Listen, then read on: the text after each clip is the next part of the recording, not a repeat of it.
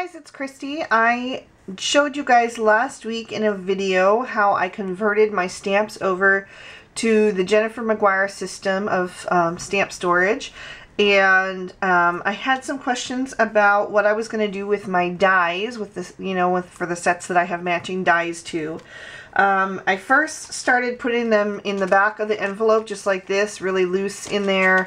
And that bugs me. I'm sorry. I know for some of you it's totally fine. You don't care. You can reach in and get what you want.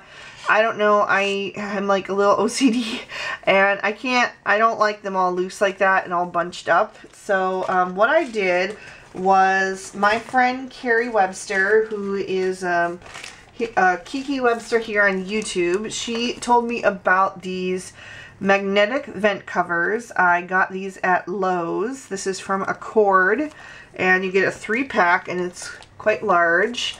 And there's 3 in there, and they're really thin, and they cut beautifully with a paper trimmer.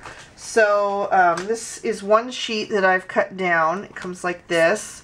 And I went and measured out some of my dies, and I found out that they would fit on a 4x4 square, at least most of them.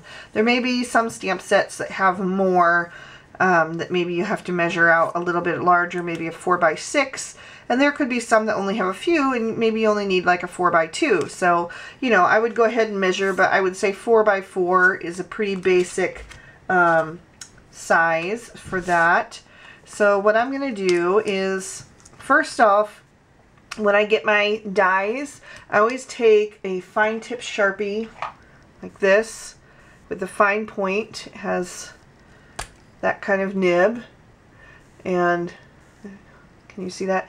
And I always write an abbreviation. I wrote, like, for this is Avery L, I wrote AE, and then petals and stems, it's P and S, and then it's 1 of 6, and then the next one will be 2 of 6, and 3 of 6, and 4 of 6, just so I know, so I can keep them pretty much together. And if anything, end up falling on the floor, or if I'm using different dies from different sets, I can really easily identify which ones go with what. So I'm just gonna stick these here on my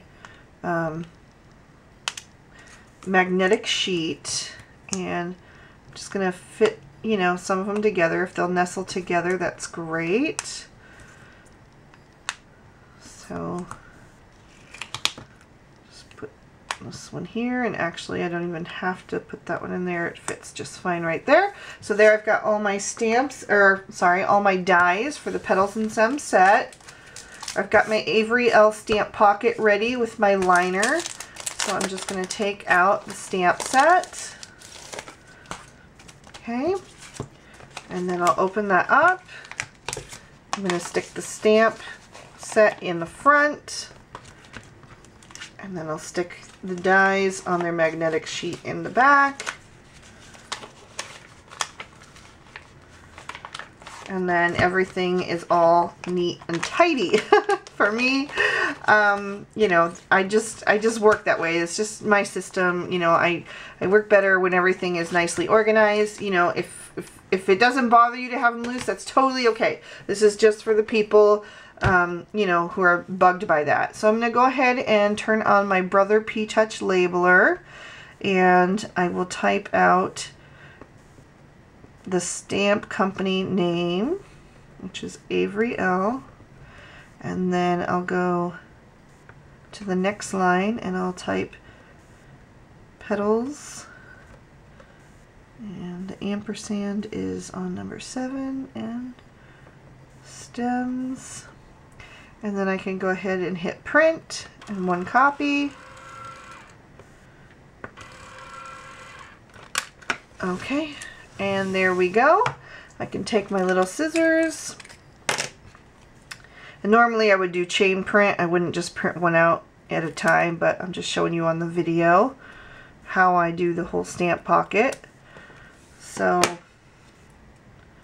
and I know some people like to put on there, like they'll put on the label that there's dies in there, but I can pretty much tell when I pick up the stamp pocket that it's a little bit heavy. So, and this is the way I get mine lined up. This is another little OCD thing for me. I like my labels to be lined up very straight. And I find out I line up things much better when they're upside down. So I can just stick that there, and there we go. We have my stamp pocket all ready with the stamp set and the matching dies all neatly and ready to go into my organizer. So thanks so much for watching. I hope you found this helpful, and I'll talk to you guys later. Bye-bye.